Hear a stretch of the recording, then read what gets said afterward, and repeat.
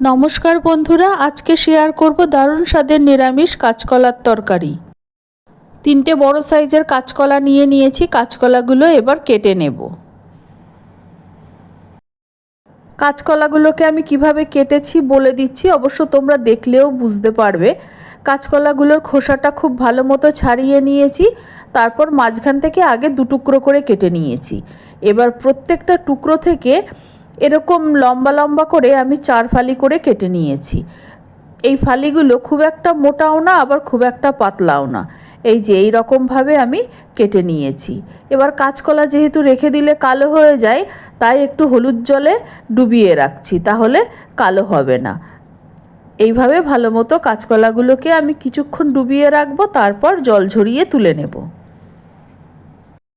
একটা বাটিতে নিয়েছি 1 চামচ ধনে গুঁড়ো, 1 চামচ জিরে গুঁড়ো, হাফ চামচ হলুদ গুঁড়ো আর শুকনো লঙ্কার গুঁড়ো আন্দাজ মতো।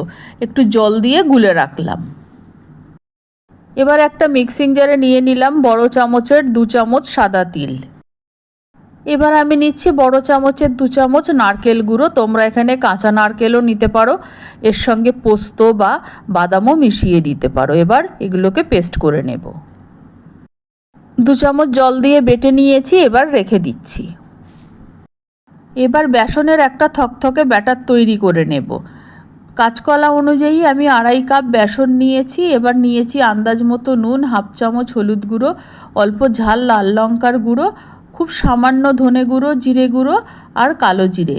এবার আমি অল্প অল্প করে জল দিতে থাকবো আর ব্যাটারটাকে তৈরি করে নিতে থাকবো। একবারে অনেকটা জল দিয়ে দেব না, আর আমি একটা কাঁটা চামচের সাহায্যে ব্যাটারটাকে তৈরি করে নেব। এই ব্যাটারটা খুব বেশি পাতলাও হবে না, আবার খুব বেশি ঘনও হবে না। আমরা কোনো কিছু ভাজলে যেরকম থকথকে ব্যাটার তৈরি করি, ঠিক সেই রকম ব্যাটার তৈরি করে নেব। ব্যাটারটা তৈরি হয়ে গেছে। ঘনত্বটা কীরকম হয়েছে তোমাদের দেখিয়ে দিচ্ছি। এবার ব্যাটারটা আমি কিছুক্ষণ রেস্টে রেখে দিচ্ছি, 10 মিনিট রাখলেই হবে। 10 মিনিট হয়ে গেছে। এবার কাঁচকলাগুলো ভালো মতো জল ঝরিয়ে রেখেছিলাম, সেখান থেকে 1 টুকরো করে কাঁচকলা নেব আর ব্যাটারে ডুবিয়ে কড়াইতে দিয়ে দেব। কড়াইতে তেলটা গরম হতে আগেই বসিয়ে রেখেছিলাম। এবার কাঁচকলাগুলো বেসনে ডুবিয়ে কড়াইতে দিয়ে দেব। পাশে আরও কয়েকটা কাঁচকলার টুকরো দিয়ে দিচ্ছি, আর কম আঁচে ভাজবো যাতে কাঁচকলার ভেতরটা ভালো মতো সেদ্ধ হয়ে যায়।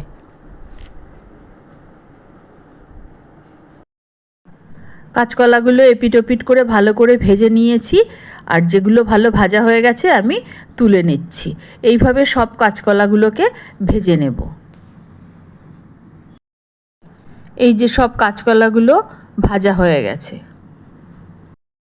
কড়াইতে আরেকটু সর্ষের তেল দিয়ে দিয়েছি। এবার ফোড়নে দিয়ে দিচ্ছি হাফ চামচ হিং, হাফ চামচ সাদা জিরে, হাফ চামচ কালো জিরে। 2টো কুচানো টমেটো দিয়ে দিলাম। নিরামিষ রান্না তাই টমেটোটা বেশি ব্যবহার করলাম।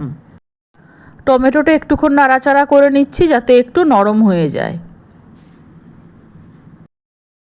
টমেটোটা অনেকটা নরম হয়ে গেছে। এবার বাটিতে গুলে রাখা মশলাটা আমি দিয়ে দিলাম। আন্দাজ মতো নুনটাও দিয়ে দিলাম। এবার দিলাম মিক্সিং জারে করে রাখা সাদা তিল আর নারকেল বাটাটা। এবার মশলাটাকে কষানো শুরু করছি। যতক্ষণ না মশলাটার ওপর তেল ভেসে উঠছে ততক্ষণ কষাতে থাকবো। আর এইভাবে কাঁচকলা রান্না করলে নিরামিষের দিন ভাত খেতে কোনো অসুবিধা হয় না। আর এই রান্নাটা দিয়ে রুটি পরোটাও খুব ভালো খাওয়া যায়। খেতে দুর্দান্ত হয় কাঁচকলার এই রেসিপিটা। তোমরা একবার বাড়িতে বানিয়ে দেখো, আশা করছি খেতে তোমাদেরও খুবই ভালো লাগবে। মশলার রঙটা দেখেই বুঝতে পারছো মশলাটা খুব সুন্দরভাবে কষানো হয়ে গেছে।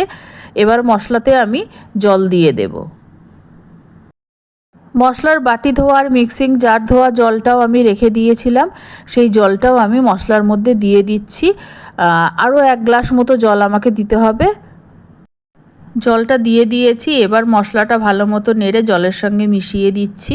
আর গ্রেভিটা 2-3 মিনিট আগে ফুটে উঠুক, তারপর ভেজে রাখা কাঁচকলাগুলো দিয়ে দেব। গ্রেভিটা খুব ভালো মতো ফুটছে, তোমরা দেখতে পাচ্ছ। এখন ভেজে রাখা কাঁচকলাগুলো গ্রেভির মধ্যে দিয়ে দিচ্ছি। আর কাঁচকলাগুলো ভাজতে ভাজতেই সিদ্ধ হয়ে গেছে, আর বাকি একটু গ্রেভির মধ্যে ফুটিয়ে নিলেই হয়ে যাবে। আর এই রান্নাটা খুব বেশি ঝোলও থাকবে না, আবার একদম শুকনোও হবে না, একটু গা মাখা অল্প ঝোল থাকবে, সেই রকম অবস্থায় নামিয়ে নেব। আর মিনিট দুয়েক রান্না করে নিলেই হয়ে যাবে। 2-3 মিনিট ফুটে গেছে, এবার একটু গরম মশলা দিয়ে দিলাম, রান্নাটা প্রায় হয়েই গেছে। স্বাদটা ব্যালেন্স করার জন্য অল্প চিনি দিয়ে দিলাম। এই রান্নাটা করতে একটু তেল বেশি পরিমাণে ব্যবহার হয়েছে, তাই ঘি অল্প পরিমাণে দিলাম। রান্নাটা হয়ে গেছে, তরকারিটা দেখতেও খুব সুন্দর হয়েছে, এবার নামিয়ে নিচ্ছি। কাঁচকলার নিরামিষ দারুণ স্বাদের তরকারি গরম গরম ভাতের সঙ্গে পরিবেশন করার জন্য নামিয়ে নিয়েছি। আমার এই রেসিপি ভালো লাগলে আমার চ্যানেলকে সাবস্ক্রাইব করার, লাইক করার, শেয়ার করার অনুরোধ রইল। আর আমার নতুন পুরনো সকল বন্ধুদের আন্তরিক ধন্যবাদ ও ভালোবাসা জানিয়ে আজকের মতো বিদায় নিচ্ছি।